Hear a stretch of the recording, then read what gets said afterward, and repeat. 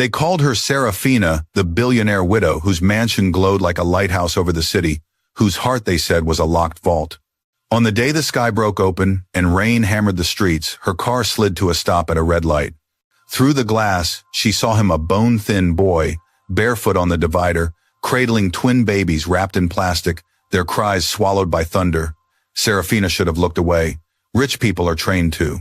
But then the babies lifted their faces, and in their eyes, amber searing impossible, she saw a ghost she had spent years trying not to remember. In that instant, the road, the rain, the rumors about her did not matter. Fate had stepped into the storm and pointed at her. This was no accident. This was a summons. Before we begin, tell me where you're watching from and what time it is right now in your city. And if stories like this move you, tap subscribe so you don't miss the next chapter. Serafina Akande's world had long been built on silence, wealth, and carefully drawn lines that no one dared to cross. She lived in a vast ivory mansion on the edge of Lagos, with towering palm trees standing like sentinels and iron gates that sealed her from the noise of ordinary life. Every morning she awoke to polished marble floors, the faint scent of imported roses, and a wardrobe filled with silk and ankara designs sewn by the finest hands. Yet within those walls, her footsteps echoed too loudly. There was no laughter, no voice to greet her, only the whir of air conditioners and the clink of her solitary teacup. 3 years earlier, her husband, Chief Adewale Akande, had died suddenly, leaving behind his empire, his fortune, and his secrets. They had been married for 12 years, and in all that time they had prayed for children. Doctors were visited, tests were done, and whispers of infertility clung to her like a curse. Adewale had always reassured her, saying, "It doesn't matter, Serafina, you are enough for me." But deep inside, she never stopped aching for the sound of tiny feet running across her halls. And now even that fragile comfort was gone. All she had left was his memory, his company, and the cold comfort of power. That Thursday afternoon, the sky turned the color of ash. Clouds pressed low and heavy, pregnant with rain. Serafina sat in the back seat of her sleek black Lexus, her phone buzzing with boardroom messages she barely cared to read. Her driver, Musa, glanced through the mirror. "Madam, traffic no good today. Should I take the shortcut through Broad Street?" She didn't look up. "Stay on this road. If we are late, so be it." Moments later, the heavens broke.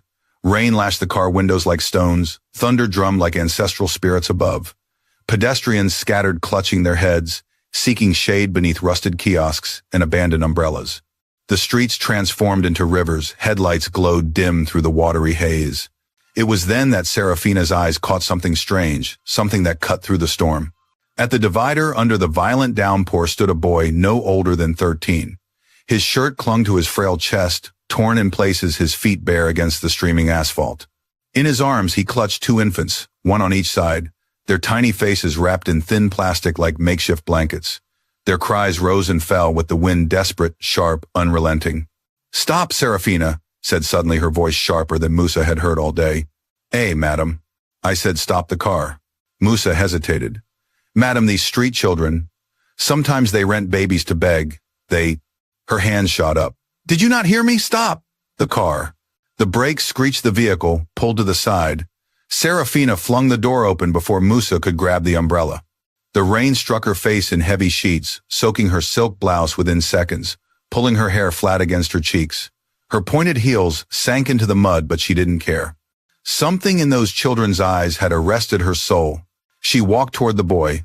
His gaze shot up, startled, defensive, like a trapped animal. He tightened his hold on the twins as if she might snatch them away. "Who are you?" she demanded, her voice steady despite the storm. The boy's lips trembled. "My name is Kelechi. And those children, where is their mother?" He looked down, water dripping from his lashes. "She died when they were born." His voice cracked, but he kept standing firm, the baby squirming weakly in his arms. Serafina's eyes narrowed. "They are your sisters." He hesitated, then shook his head. "No, they are my daughters." Her chest clenched at the lie. She saw it in his eyes, the fear, the shame, the desperation to be believed. He was only a boy, thin as reeds, yet he spoke as though burdened with fatherhood. "You are barely 13, she pressed. "I am 14, he shot back quickly, though, his voice wavered. The storm roared around them, drowning out everything except the faint, heartbreaking cries of the infants. One of the babies stirred, lifting her face toward Serafina. For a heartbeat, the world froze. The child's eyes, amber light brown, glowing even under the gray sky, pierced Serafina's heart. They were the exact shade she had once stared into every night before sleep. Adewale's eyes. Her late husband's rare, unforgettable eyes. She staggered a step backward, her breath caught in her throat. No, she told herself. It was coincidence, a trick of rain and memory. Yet when the second twin raised her gaze, the same haunting color glimmered. This was no illusion. Her hands shook. Her voice softened to a whisper. Those eyes. Musa rushed behind her, holding the umbrella. Madam, you'll fall sick. Let's go. But Serafina did not move. She crouched slightly, trying to meet the boy's eyes again. What are their names? He swallowed hard. This one, Chiamaka, and this one, Chisom. Serafina repeated the names, slowly tasting them as though they carried keys to a hidden truth. Chiamaka, Chisom. The twins whimpered, their bodies trembling in the rain. Serafina straightened and turned sharply toward Musa. Bring them into the car. Madam, do it now, or I swear by my father's grave you will regret it. Musa's face stiffened. He obeyed. Gently, though still confused, he reached for Kelechi's arm. The boy jerked back in fear. Please don't take them, Kelechi cried, clutching tighter. Serafina raised her hand. Peace. We are not taking them from you. You will come with us. No police, no tricks, only warmth, food, and shelter. The boy studied her face for truth rains sliding down both their cheeks. Finally, he nodded faintly. Okay. Together, they hurried back to the Lexus. Inside the heater blasted warm air. Musa draped towels and a scarf over the infants, who slowly ceased crying. Kelechi sat at the far edge of the seat, dripping water onto the leather, his eyes darting everywhere like he had stumbled into another world. Serafina stared at the children in her lap. Their eyelids fluttered shut, tiny chests rising and falling, their skin clammy but alive. She brushed a trembling finger across their brows, and the memory of Adewale's wedding smile flashed in her mind. The resemblance was unbearable. Questions thundered inside her. Who was this boy? How did he come to hold twins that bore her husband's eyes? Could fate be cruel enough to carve her deepest wound into living flesh and place it before her on a rainy street? Her lips parted, but no words came. Only a single thought pounded through her chest, relentless as the rain outside. This was no accident. These children were tied to her destiny, and whether she liked it or not, her life would never be the same again. The ride back to Serafina's mansion stretched like an eternity. The rain kept thrashing against the windows and thunder rolled in waves that made the car tremble. Yet inside, it was not the storm outside that tightened Serafina's chest, it was the storm that had begun within her. She sat rigidly, both infants wrapped snugly in her scarf and a soft shawl Musa had fetched from the trunk. Their tiny breaths fogged against her skin, their fragile hands clutched the fabric as if anchoring themselves to life. Serafina dared not loosen her grip. Each time she glanced down, those hazel brown eyes flickered through her memory, pulling up images of Adewale, his laugh, his promises, the way he used to say, children or no children, I am content with you. Her lips pressed into a thin line. Content, he had lied. On the other side of the back seat, the boy sat still as stone. His soaked clothes clung to his frame, his knees pressed tightly together, his hands folded on his lap like someone bracing for punishment. Every now and then he cast a nervous glance at Serafina, but mostly he kept his eyes lowered, watching the car's floor mats, as if they might swallow him whole. Finally, Serafina spoke, her voice measured but sharp. Tell me, Kelechi, how long have you been out there on the street with them? He blinked, startled. His voice was faint but clear. Since they were born. Serafina's brows knitted. That is 7 months. 8? 7, he answered quickly. And where do you sleep? He hesitated, shifting his gaze toward the rain-drenched window, at the back of a church, under the shed. Sometimes in kiosks when people let me. Her throat tightened. And food? I beg, he admitted, his voice trembling with shame. Sometimes I wash plates in bukas, sometimes I carry loads in the market. If I get money, I buy milk. If not, I give them pap, or soaked bread. Serafina looked at the babies again, fragile as porcelain, yet still alive after months of such hardship. She felt a sudden rush of conflicting emotions, admiration for the boy's courage, sorrow for his suffering, and a simmering fury toward Adewale. How dare he? How dare he leave a child to bear this burden? The car glided past the last stretch of road, turning into the private estate, where her mansion stood like a palace. The iron gate swung open at the guard's recognition. Kelechi's mouth fell slightly ajar as he craned his neck to take in the towering white structure, the glass windows glinting, even in stormlight, the marble lions guarding the entrance. You live here, he whispered, awe, laced with disbelief. Serafina gave no answer. She only adjusted her hold on the babies as Musa parked at the entrance. House staff rushed forward with umbrellas, bowing slightly. One reached instinctively to take the twins, but Serafina snapped. "Do not touch them." Her voice cracked through the rain like a whip. The staff froze, startled, before retreating with lowered heads. Carrying the infants herself, she strode across the polished tiles, water dripping from her gown heels, clicking like gunfire. Kelechi followed hesitantly, wiping his muddy feet on the mat before stepping inside. The warmth of the mansion hit him immediately, the scent of lemon polish, the chandelier glittering above the grand hall, the soft hum of hidden speakers playing a violin piece. He stared wide-eyed, his damp hair sticking to his forehead, looking like a stray bird dropped into a golden cage. Serafina glanced back at him. "Are you coming in, or do you intend to stand at the door all night?" "I'm dirty," he murmured, clutching the twins closer.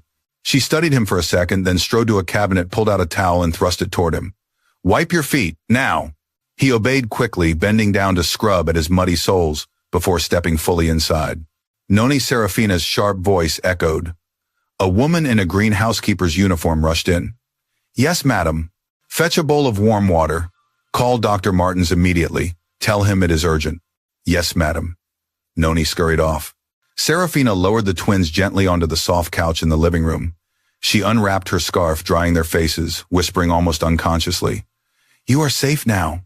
One stirred, letting out a small cry. Kelechi hurried forward. "Is she—" "They are fine," Serafina interrupted, though her eyes softened. "Which is which?" He pointed, still anxious. "That's Chiamaka, and that's Chisom." She repeated the names under her breath, as though they were an incantation. Chiamaka, Chisom. The syllables rolled heavily off her tongue, carrying both strangeness and a frightening familiarity. Moments later, the doctor arrived, a middle-aged man with a calm voice and quick hands. He checked their temperatures, listened to their tiny lungs, and set up fluids to restore their strength. "They are weak, but not beyond saving," he said gravely. "They need milk, warmth, and rest. The boy, too, he is malnourished." Serafina nodded curtly. "Do whatever is necessary." When the doctor stepped aside to prepare his equipment, she turned to Kelechi. "Your mother. Who was she?" He swallowed hard. "Her name was Adana. She was a school teacher. She died when the twins were born. And your father?" His voice cracked. "I don't know much. He visited sometimes. Not always, just once in a while." Serafina's pulse quickened. "What do you remember about him?" Kelechi's gaze shifted toward the twins. His voice was no louder than a whisper. His eyes, they looked like theirs. Her breath caught. For a moment she could not speak. She turned sharply away, staring at the flickering firelight in the hearth, as if it might burn the thoughts forming in her head.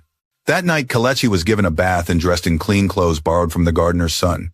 He ate rice and stew with trembling hands, like someone who had not seen food in days. Then he curled up on a small couch near the twins' new crib and fell into a heavy sleep. But Serafina did not sleep. She stood by her bedroom window, staring at the rain dripping from the palm leaves in the garden. Her chest ached as memories clawed at her. Adewale's promises. Their nights of whispered prayers for children. The pain of empty cribs, of hospital corridors, of failed IVF treatments. He had told her again and again, "We are enough." Yet somewhere in the shadows, he had been more than enough for another woman. He had left her barren heart to ache alone while he planted his seed elsewhere, leaving behind living proof, 2 infants whose eyes mirrored his, and a boy brave enough to fight the world for them. At midnight, Serafina unlocked the bottom drawer of her dresser and pulled out an old photo album. The pages smelled of dust and memories. There was Adewale on their wedding day, smiling beside her, his hazel eyes bright, his arm wrapped around her waist. She had once thought those eyes were her world. Now she realized they were her undoing. Her hands trembled as she shut the album. She reached for her phone and dialed Dr. Martins again. He answered groggily. "Doctor," she said, her tone steady but cold. "I need a DNA test." There was silence on the line before he replied. "On the twins?" "Yes. Use Adewale's sample from the hospital records, the one taken during his autopsy. Compare them." A pause. Then a quiet, "Yes, madam. It will be done." She ended the call, lowering the phone with slow, deliberate care. Her chest felt hollow, her veins buzzing with dread and fury.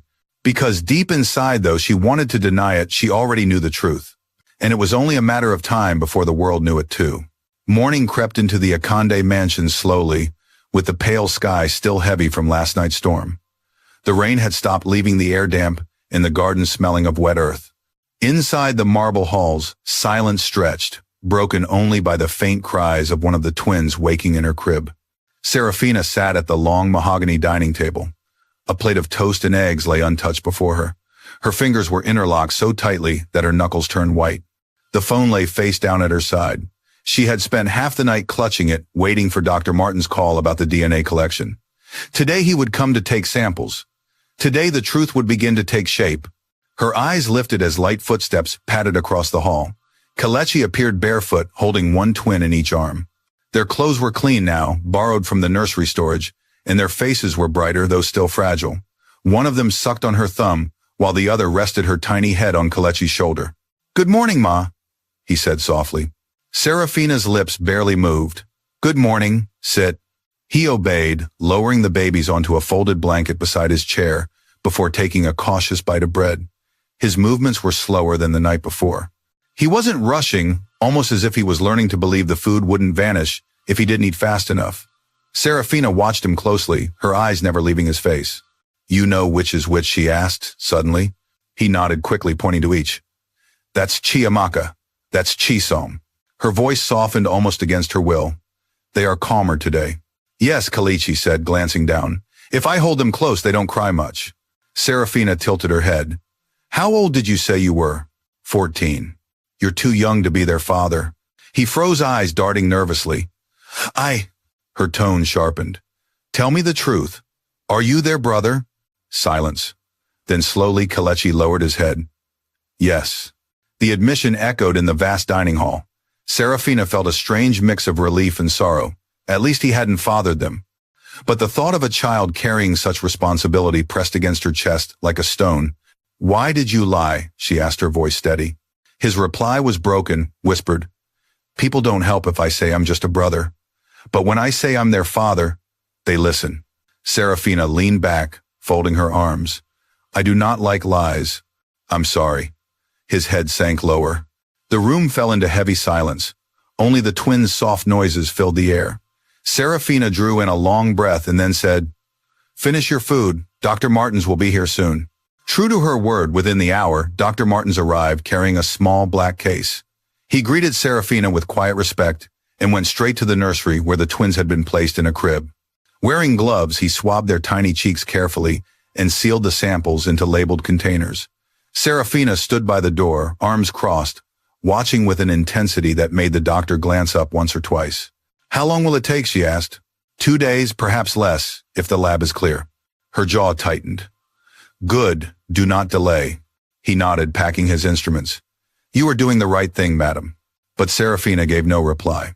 Her eyes were fixed on the babies, their hazel brown eyes staring up at the ceiling, bright and curious. "Who are you, really?" she wondered. "And why do you carry his eyes?" That evening, unable to rest, she walked into a room she had locked for years, her late husband's study. Dust clung to the curtains, but the air still carried faint traces of his cologne. His books were neatly stacked on the shelves, his suit still hanging in the closet. She stood for a long time before opening the desk drawers one by one. In the last drawer, she found a small wooden box. Inside were letters tied together with a ribbon. Her breath caught as she unfolded the first page. "Dyke, thank you for coming last weekend. Toby was so happy. I wish you could stay longer. I know your life is complicated, but I don't expect anything. Just come when you can. Love, Adana." Serafina's knees weakened. She unfolded another letter, her hands trembling. "Toby asks about you every day. I tell him you are busy saving the world. I don't want him to hate you, so I always say good things. But Dyke, sometimes I wish you would tell her. Tell your wife the truth." Her chest burned. The words blurred as tears welled in her eyes, but she did not let them fall. Instead, she shoved the letters back into the box and slammed it shut. The sound echoed like a gunshot in the silent room. By the next morning, exhaustion had left her face pale, her eyes hollow. Yet when she descended the staircase, she stopped short. In the living room, Kelechi was sitting cross-legged on the rug, waving a scarf toy in front of the twins. Their laughter rang through the air, high, bright, unrestrained. For the first time in years, the mansion's cold walls vibrated with joy. Kelechi noticed her and stood immediately. "Good morning, Ma." She studied him silently for a moment, then asked, "Do you want to stay here?" His lips parted. "Stay. Yes. Do you want to remain under this roof?" His voice trembled. "Do you want us here?" Serafina looked at the twins at their round faces lit with laughter. She swallowed hard. We will see. But her heart already knew the answer. Later that day, she received the envelope from Dr. Martens. Her hands shook as she held it, her pulse hammering. Alone in her office, she tore it open and scanned the first line. DNA match confirmed. Probability of paternity 99.98%. Her vision blurred. The paper slipped from her fingers and landed on the desk. She rose, pacing the room, her breath shallow, her heart pounding. It's true, she whispered. They are his. They are Adewale's children. Anger and betrayal swelled within her. Years of pain, of hospital visits, of whispered pity from family members, she had carried all the shame. And all along, Adewale had planted children elsewhere, leaving her to believe she was the barren one. Tears spilled freely now. She did not wipe them away. She let them fall, each drop a mark of fury and mourning. That night, as the twins slept peacefully and Kelechi dozed on the couch nearby, Serafina stood before her mirror. She saw not the polished, untouchable widow people whispered about, but a woman broken open by truth. For the first time, she whispered words she had never thought she would say. Perhaps they were meant to be mine all along. The Akande mansion had never known such restless nights.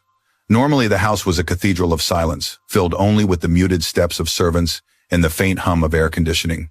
But now the hush was broken by soft infant cries, hurried footsteps, and the faint voice of a boy whispering lullabies he had learned from his late mother. Serafina could not sleep. The DNA results lay in the drawer of her study like a live snake, waiting to strike each time her eyes drifted shut. She had thought seeing the truth written on paper would bring clarity, but instead it unchained storms inside her heart. Rage toward Adewale for his betrayal. Sorrow for the years she had carried, guilt as if she were cursed. And something else. Something far more dangerous. An attachment forming to these children who carried both the blood that wounded her and the blood she once adored. At dawn, she rose and walked through the corridors, her bare feet brushing against cool marble. The mansion smelled of polish and lemon wax, but underneath lingered the faint sweetness of milk. She paused at the nursery door. Inside, Kelechi sat on the floor, the twins nestled in his lap. His shirt was wrinkled, his hair untidy, but his face was peaceful.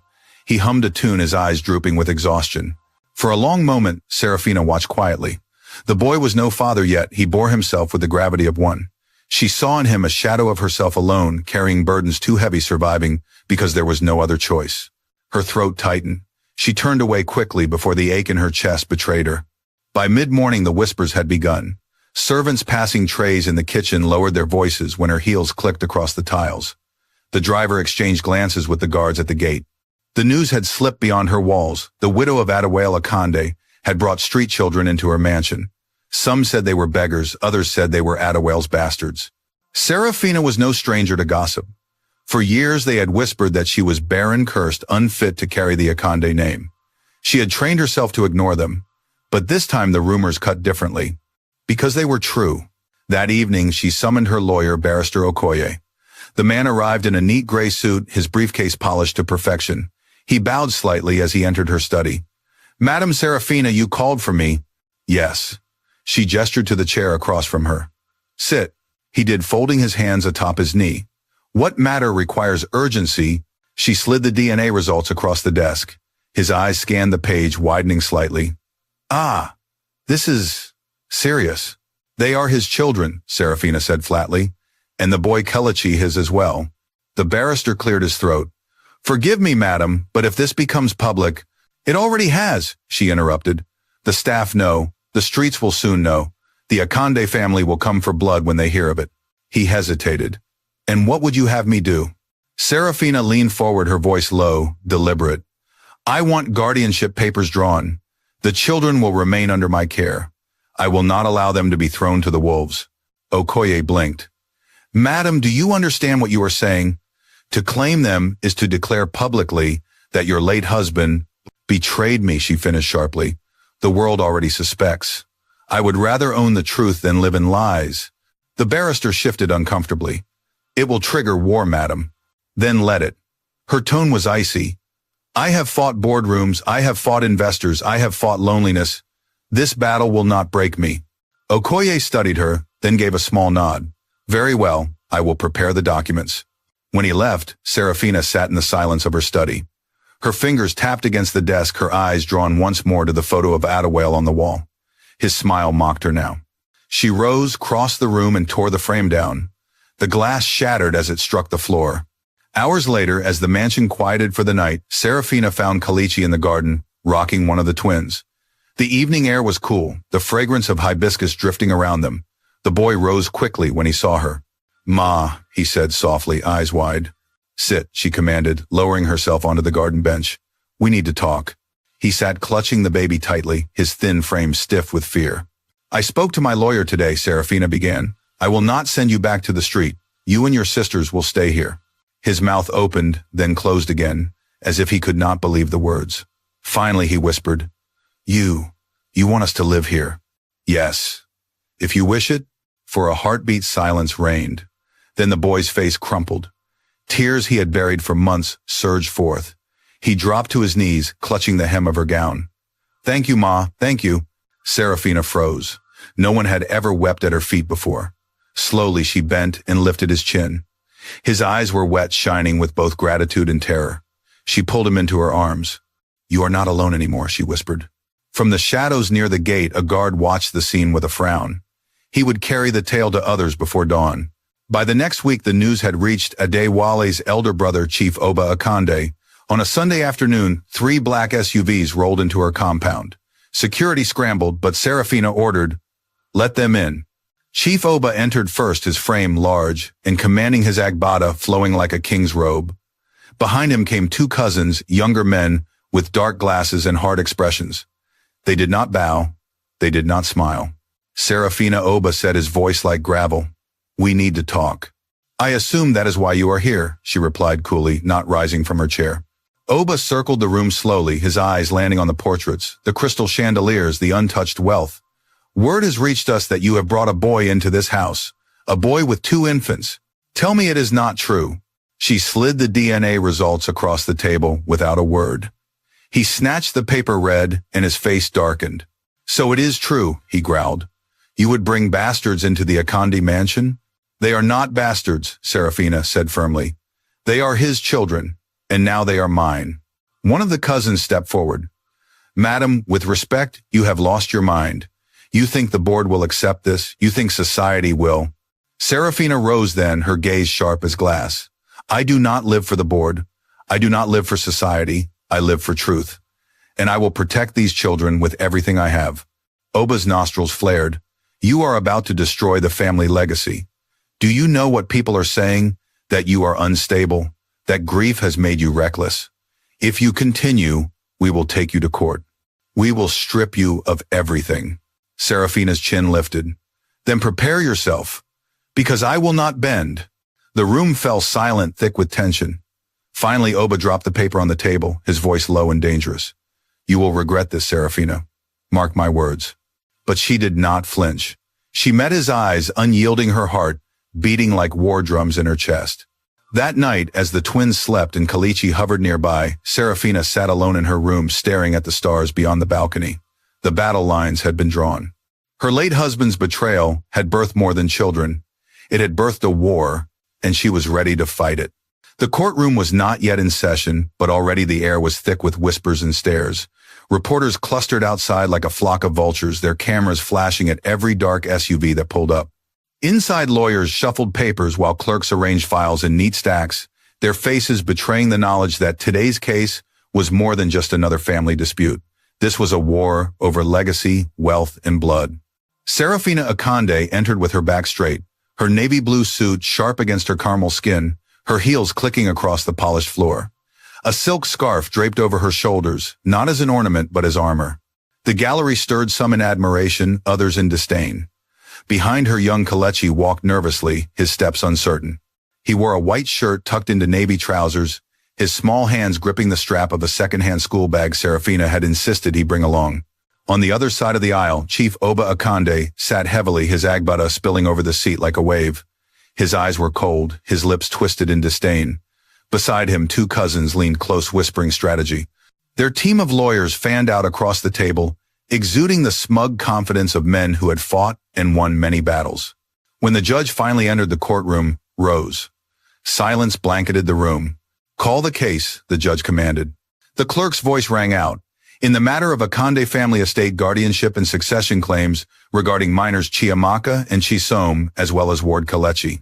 Chief Oba's lawyer rose first, bowing briefly. My lord, we are here today because the widow of the late Chief Adewale Akande has demonstrated behavior unfit for her position as custodian of the estate. She has taken in children of questionable origin based on rumors and now claims them as heirs.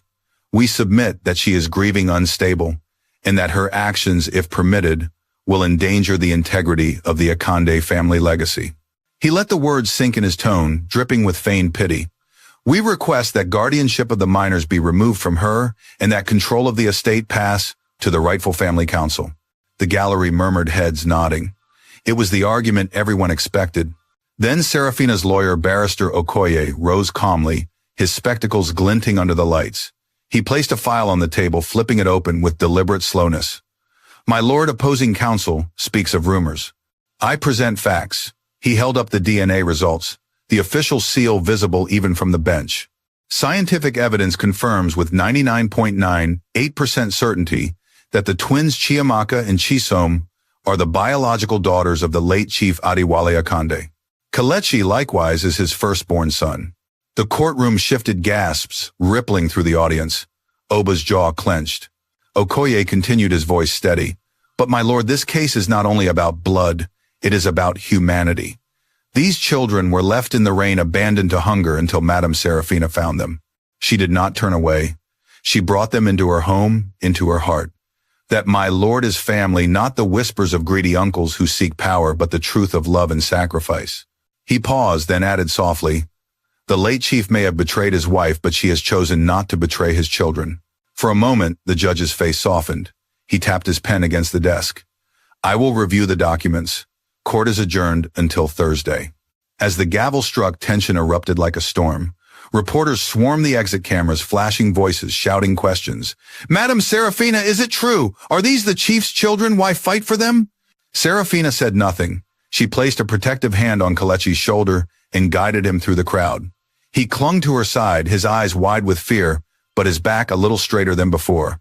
That night in the mansion, silence pressed against the walls again. The twins slept peacefully, their soft breath steady. Kelechi sat at the dining table, fiddling with the strap of his bag. When Serafina entered, he stood quickly. You heard them today, he said quietly. She nodded, lowering herself into the chair opposite him. They hate me, he whispered. They fear you, she corrected. Fear what you represent. His brows furrowed. I don't want their money. He looked toward the nursery where the twins stirred in their crib. I just want them to be safe. Her throat tightened. She reached across the table, covering his trembling hand with hers. They will be, I promise you. The next morning, the storm outside the mansion grew louder. Gossip spread through the city like wildfire. Newspapers screamed headlines, widow fights for street children as heirs. Talk show hosts debated her sanity. At the market, women clucked their tongues, a barren woman claiming another's children, madness. Others whispered admiration, perhaps she is stronger than all of them combined. But inside the mansion, life continued. Tutors arrived to give Kelechi lessons. Nannies cared for the twins. For the first time, the cold marble halls echoed with baby laughter and the shuffling of small feet. Yet Serafina knew it was only a fragile piece. Chief Oba was plotting his next move. 2 days later, the ruling came. The judge's voice rang clear. After reviewing the DNA results, testimonies, and evidence of care, the court finds no reason to remove guardianship from Madame Serafina Akande. The minor shall remain in her custody. The estate remains under her management. Case closed. The courtroom buzzed with disbelief. Oba's lawyer sputtered, threatening an appeal. But Serafina simply rose, her face calm, though her chest thudded like a drum. She turned to Oba, meeting his glare with unshaken eyes. Outside reporters swarmed again. This time she did not hide. She raised her chin, her voice clear. I did not fight for power. I fought for 3 children who were forgotten. And I will fight for them until my last breath. The world fell into silence, cameras flashing. At that moment, Serafina's reputation changed forever. That evening, when she returned home, Kelechi was waiting at the door. His eyes were wet, his hands clenched. You won, he said. She placed a hand on his cheek. No, my son, we won. For the first time, he smiled without fear. And for the first time, Serafina felt something bloom inside her, a warmth she thought she would never know. But in the shadows of the Akande Empire, enemies still whispered. And Serafina knew the war was only beginning. The Akande mansion had become a fortress of whispers. Every corridor hummed with gossip. Every servant carried tidings beyond the gates. By now, the entire city knew the truth the widow had taken in her late husband's hidden children. To some she was a woman of compassion, a savior. To others she was a foolish widow, blinded by grief and emotion. But to Chief Oba Akande, she was a direct threat to his grasp on the family empire. One evening, as twilight spread purple across the sky, Serafina sat in her late husband's study, the very room where she had once found Adana's letters. Her fingers traced the edges of the wooden box, the letters still tied in their faded ribbon. The ink was smudged, but the words carried blades that cut anew each time she read them. Tell your wife the truth. The echo of betrayal burned her chest. Behind her, the door creaked open. It was Kelechi holding Chisom in his arms, while Chiamaka toddled beside him gripping his shirt. The boy's face was wary, as if afraid to disturb her. You should be asleep, Serafina said softly, her voice tired. I couldn't sleep, Kelechi admitted, adjusting the baby on his hip.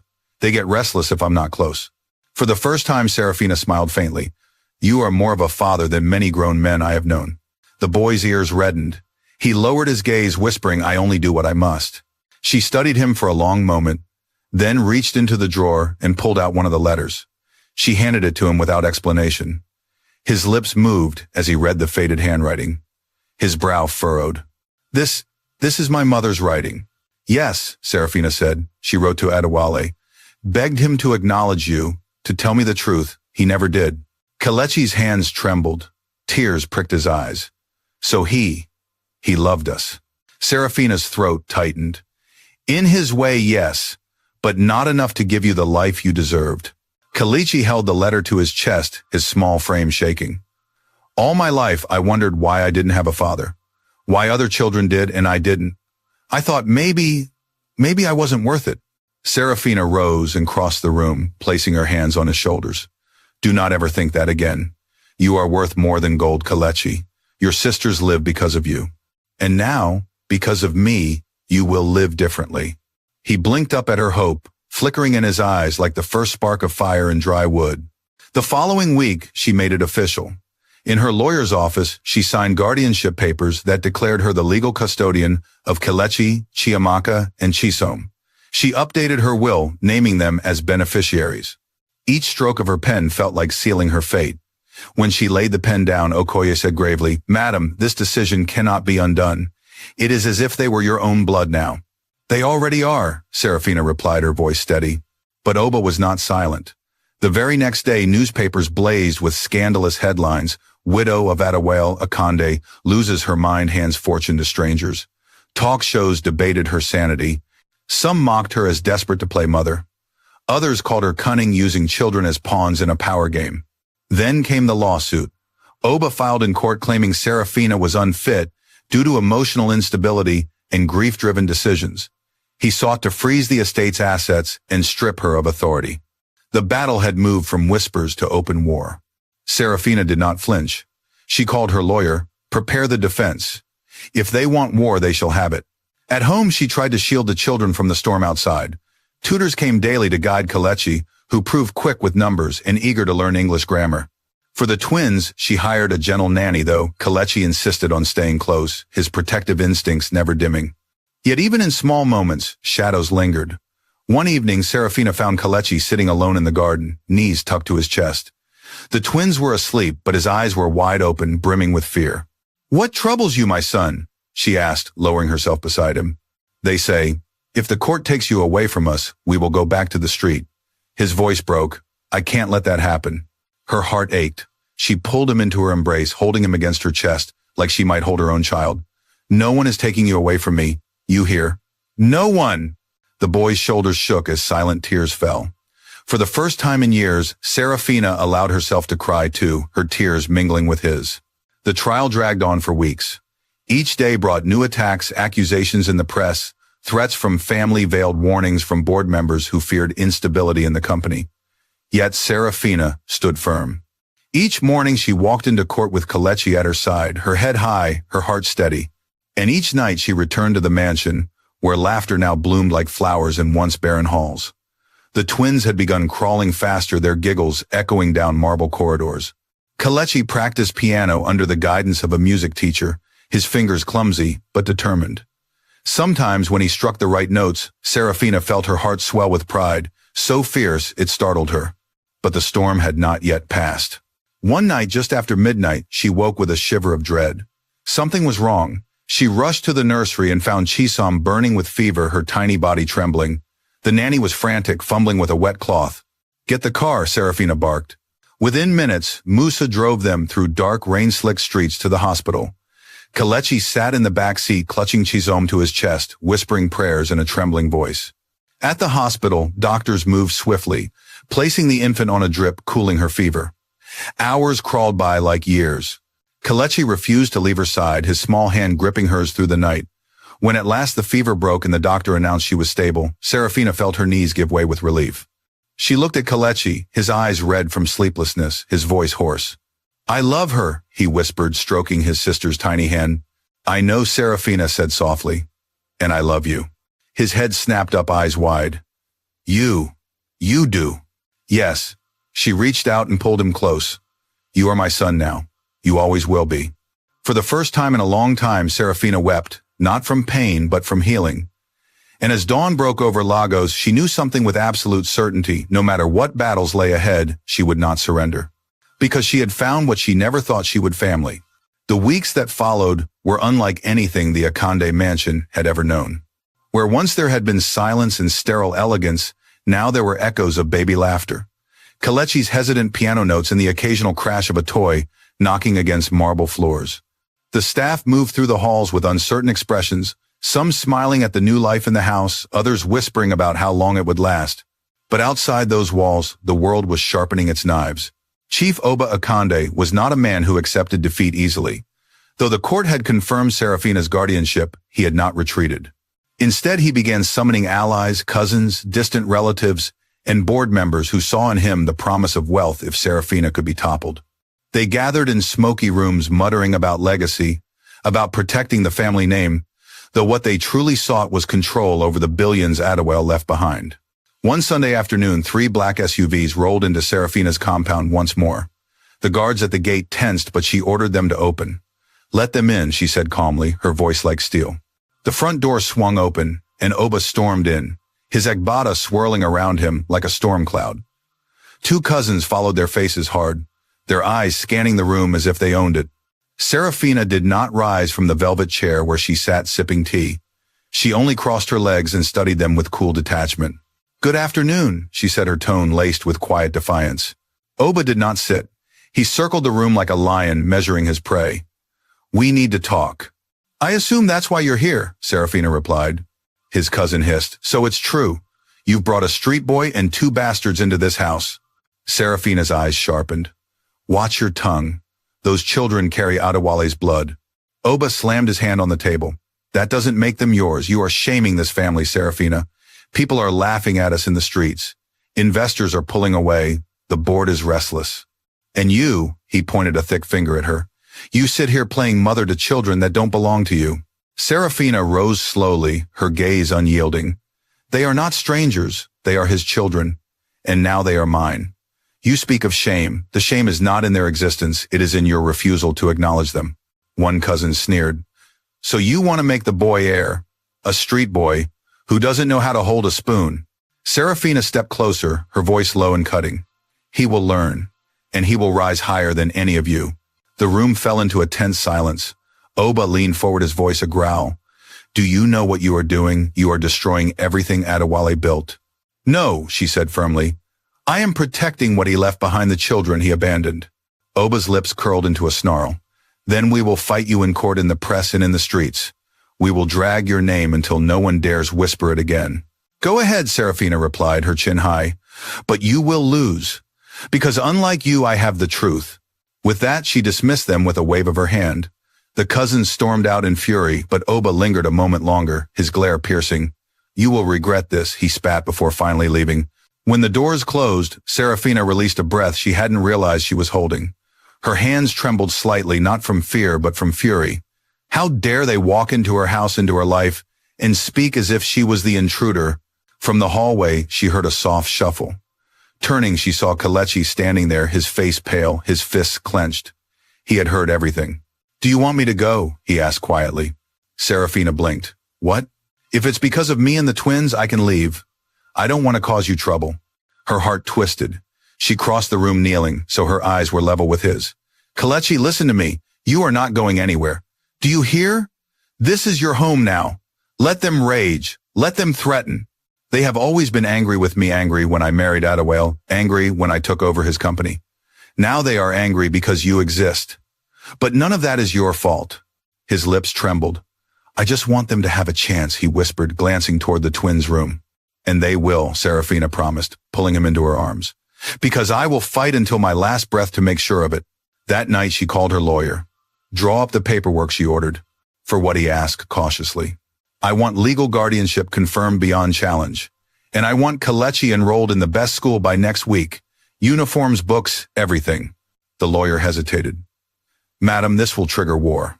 Serafina's voice was ice. "I am not starting a war. I am finishing it." The following week, the press camped outside her mansion gates. Headlines screamed, "Widow declares street boy is heir." The board members called her, repeatedly warning that investors were nervous that her decisions could ruin the company. Some begged her to reconsider, others threatened her quietly. But Serafina was unmoved. She held a press conference. She stood at the podium in a simple black gown, no earrings, no makeup, only truth. Cameras flashed as she spoke. "My name is Serafina Akande. I am the widow of the late Chief Adewale Akande. Recently I discovered the truth, that my husband had a second family, children he kept hidden. I did not discover this through rumor. I discovered it in the rain when I found his son begging for food while carrying his infant sisters." Gasps rippled through the crowd. Serafina raised the DNA results. "This is the proof. They are his children, and now they are mine. Some people believe I should erase them, pretend they don't exist. But I will not, because they did nothing wrong. They never lied. They never betrayed anyone. They simply existed." One reporter shouted, "Are you adopting them?" "I am raising them," Serafina replied firmly. "I am giving them my name, and I will protect them from anyone, family, courts, or society, who dares to treat them as less than human." Another asked, "What about the company?" "I built half of it," she said, her eyes sharp. "I will not be pushed aside. And the children are not here for money. They are here because they deserve to live." The press erupted. Some clapped, others whispered, but no one could deny the power of her words. That night, Kelechi watched the press conference replayed on television. When Serafina returned home, he ran to her, his eyes shining. "You said all that?" "Yes," she answered simply. "Thank you," he whispered, throwing his arms around her waist. For the first time, she allowed herself to embrace him fully, not as a guardian or protector, but as a mother. Yet as she held him, she knew one truth: the battle had only just begun. Chief Oba would not stop until he had torn them apart. But she also knew another truth, one far stronger. She would never let him win. The weeks after the press conference unfolded like a battlefield hidden beneath silk curtains. On the surface, Serafina moved with calm precision, attending board meetings, overseeing the mansion, walking into courtrooms with her head held high. But beneath that polished exterior, storms raged. Newspapers carried headlines that swung between praise and scorn. Widow of Steel defies family one day, and grieving widow endangers legacy the next. Radio hosts debated whether she was a heroine or a fool. Social media boiled with rumors. Some called her an angel, others spat that she was desperate, clinging to children that weren't hers by blood. Through it all, Serafina clung to her new family like a lifeline. The twins had begun crawling faster, their laughter echoing through the mansion's long halls. Their small giggles softened even the hardest corners of her heart, and Kelechi, no longer a frightened street boy, was beginning to blossom under her care. Each morning he stood in his crisp new uniform, the white shirt tucked neatly into navy trousers, his black shoes polished to a shine. The first time she saw him dressed for school, Serafina felt her chest swell with a pride she had never known. "You look sharp," she said, adjusting his collar. He smiled nervously. "What if they laugh at me?" She bent, meeting his eyes. "Then you hold your head high. You have faced storms no other child in that school has known. You survived the streets. You carried your sisters through rain and hunger. That makes you stronger than any of them. Don't forget it." He nodded slowly, a flicker of confidence igniting in his gaze. "So, I'm not just some boy." Her voice was firm. "You are not just anything. You are Kelechi Akande, and you belong." He grinned the kind of smile that could light up even the darkest hallways. For the first time, she realized she had stopped seeing him as the boy. He was her son now, whether by law or by fate. But the world beyond their gates refused to rest. Chief Oba escalated the battle. He filed a case to freeze the estate's assets, claiming Serafina's decisions were reckless and emotionally driven. He demanded that the board remove her from leadership and place control in the hands of the family council. It was a direct attack not only on her guardianship, but on her very identity as Adewale's widow and custodian of his empire. Her lawyer, Barrister Okoye, came to the mansion with grim news. "Madam, they are going full force. If they succeed, you could lose not only the estate, but the right to keep the children under your care." Serafina's jaw tightened. "Then we fight harder." The next morning, as the twins babbled in their crib, and Kelechi flipped through his school books, she gathered them all. "Listen to me," she said, her voice steady, though her heart pounded. "The world outside is cruel. They will try to take you from me. But know this, I will not let them. You are mine now, and no quarter cousin will change that." Kelechi swallowed hard, his small fists clenched. "Even if they hate us, especially then," she replied, "because hatred cannot erase truth. And the truth is this, you are Adewale's children and you are my family." Tears welled in his eyes. He leaned forward and whispered, "Thank you, Mama." The word pierced her like sunlight through storm clouds. She had never thought to hear it from a child's lips directed at her. For a moment, all the battles faded, and there was only that word echoing in her heart, "Mama." Days later, the courtroom became their battlefield again. The gallery overflowed with journalists, curious citizens, and rival family members eager to witness her downfall. Chief Oba's lawyer thundered about emotional instability and irresponsible decisions. He painted Serafina as a desperate woman clinging to lies, endangering an empire built by stronger men. But when Barrister Okoye rose, he spoke with quiet conviction. He held up the DNA report once more, his voice firm. "My lord, this is not rumor, it is science. These children are the blood of Chief Adewale Akande. But even beyond blood, they have been given life by the care of Madame Serafina. She has fed them, sheltered them, educated them when no one else would. If family is measured by love and sacrifice, then there is no question who their mother truly is." The judge listened, his face unreadable. "I will give my ruling in 3 days," he announced. The wait was agony.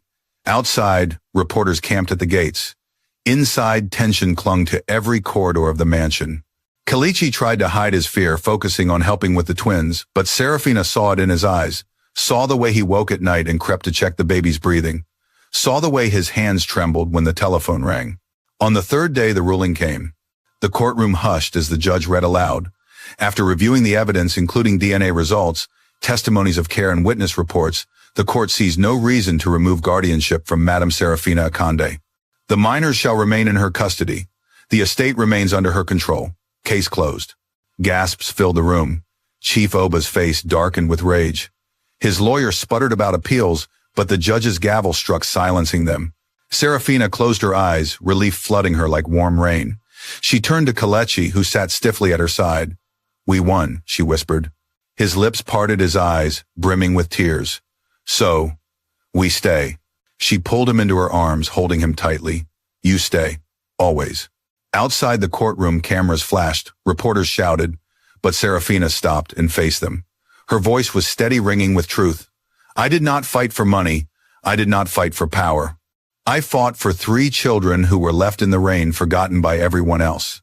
And I will spend the rest of my life fighting for them." The crowd fell silent, cameras clicking like thunder. That night back at the mansion, the air felt different, lighter, freer. The twins laughed as Kelechi built a tower of blocks on the rug. When they knocked it over and giggled, he laughed with them, his voice bright and unburdened. Serafina stood at the doorway, watching, her heart swelling. For years she had lived in emptiness, convinced she was barren not only of children, but of love. Now her halls rang with life.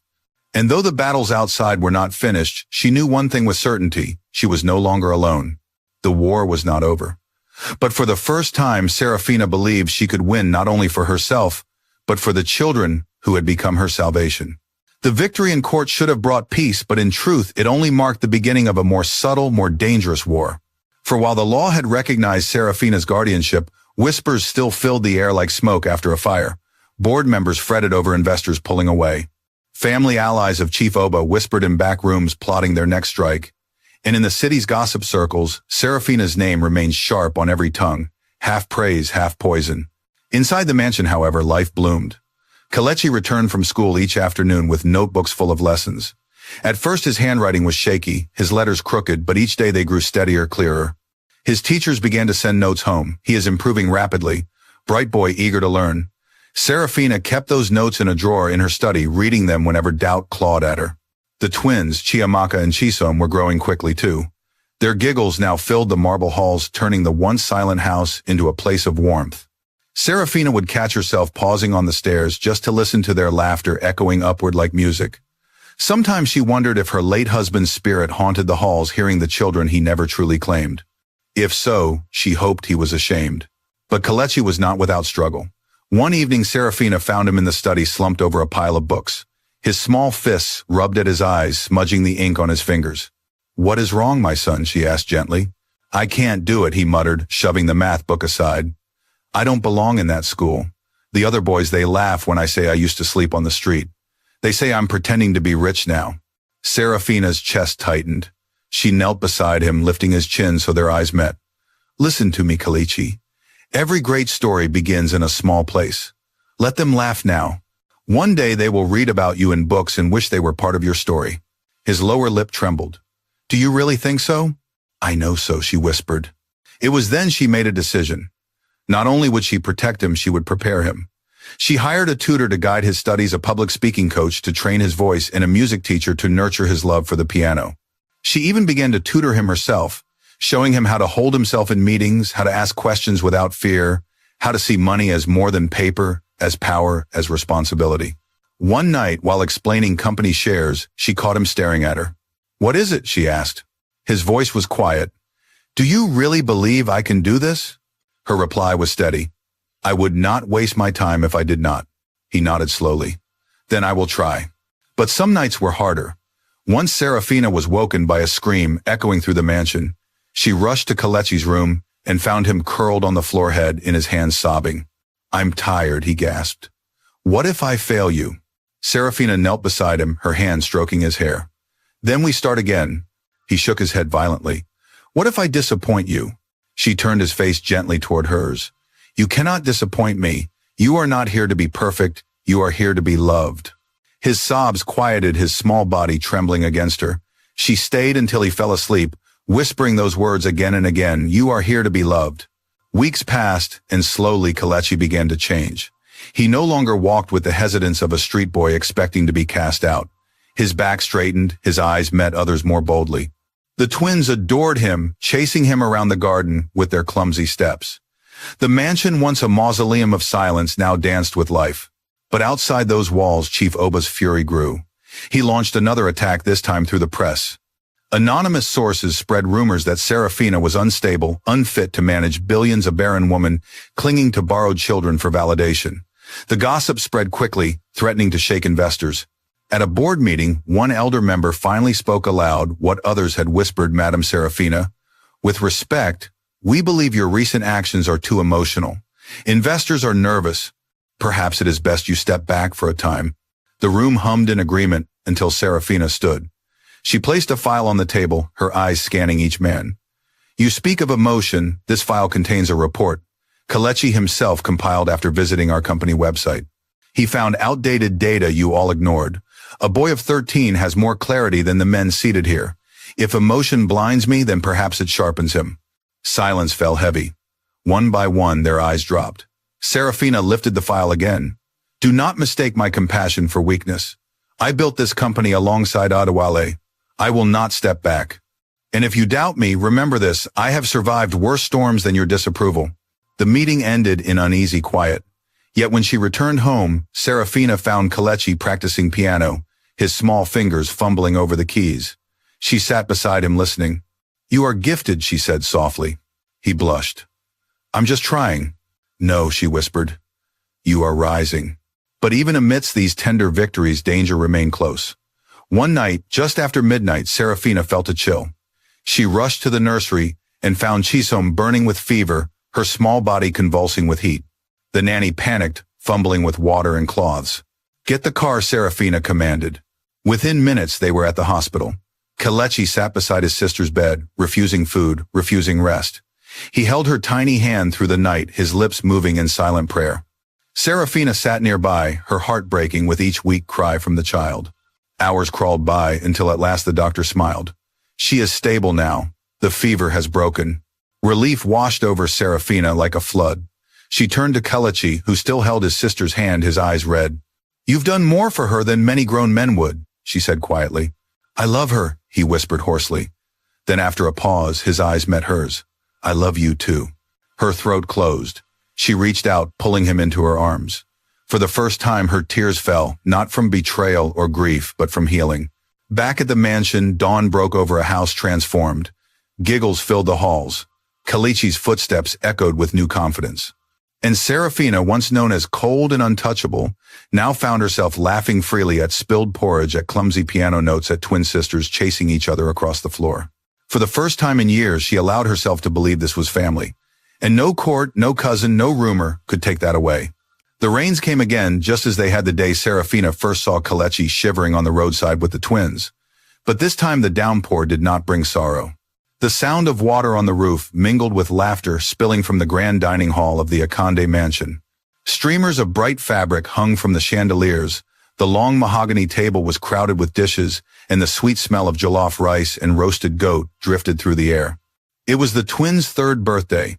Chiamaka and Chisom toddled across the room in matching Ankara dresses with ribbons in their hair. Their giggles rang out as they tried to blow at candles on a cake almost taller than them. Kelechi, now taller himself, guided their small hands. His school uniform no longer looked oversized. He had grown into its shoulders straighter, eyes brighter. He looked like a boy finally certain of where he belonged. Guests filled the hall, teachers, neighbors, staff who had become family, and even a few board members who had finally accepted what the courts had made clear. They clapped as Serafina stood at the head of the table, her voice carrying through the room. 3 years ago, I drove through the rain and found these children. I thought I was rescuing them, but in truth they rescued me. They gave me back my heart. Today we do not celebrate wealth or legacy. We celebrate life and second chances. Applause thundered. Kelechi beamed with pride as he helped the twins cut the cake. For a moment, Serafina allowed herself to believe the war was behind them, but she knew better. Peace in the Akande family was fragile. Chief Oba had gone quiet since losing his appeal, and quiet from a man like him was never peace, it was preparation. Still, she chose joy for that day. She watched Kelechi lead the twins in a playful dance, the girls stumbling on their little feet while their brother held their hands. Their laughter filled the air so completely that for a while, Serafina forgot about betrayal, about lawsuits, about rumors. She only knew the warmth of family. Later that evening, after the guests had left and the children had fallen asleep, Serafina sat on the balcony with Kelechi. The city stretched below its lights, flickering in the misty rain. He broke the silence first. "Mama, can I tell you something?"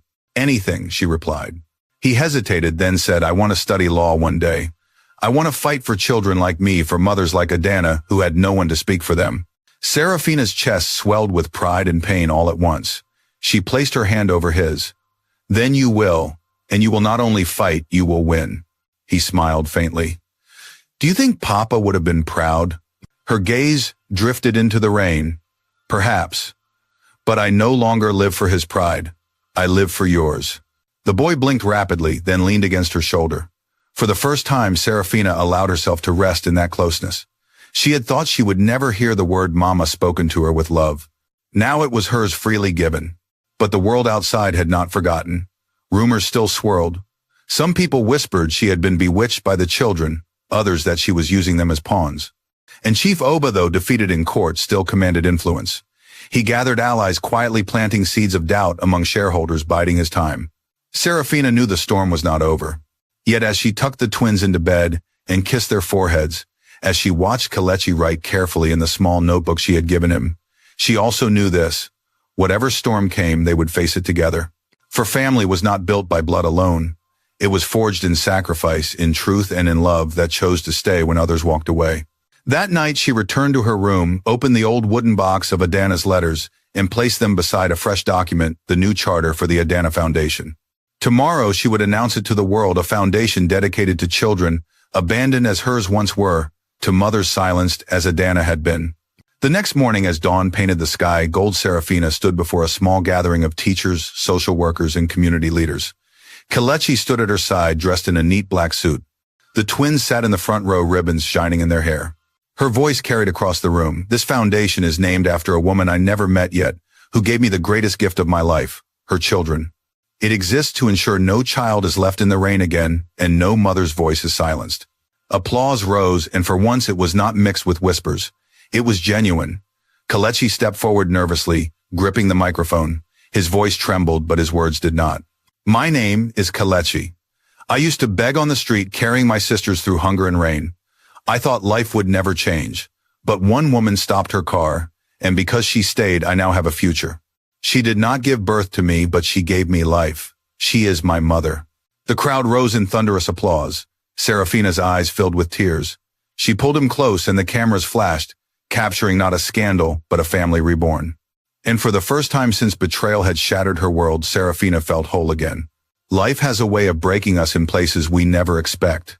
Serafina lost faith in love, in trust, and in her worth as a woman. Yet in the very place where she thought her heart was finished, she found a new beginning. This story reminds us that family is not only about blood, but about love that chooses, fights, and stays.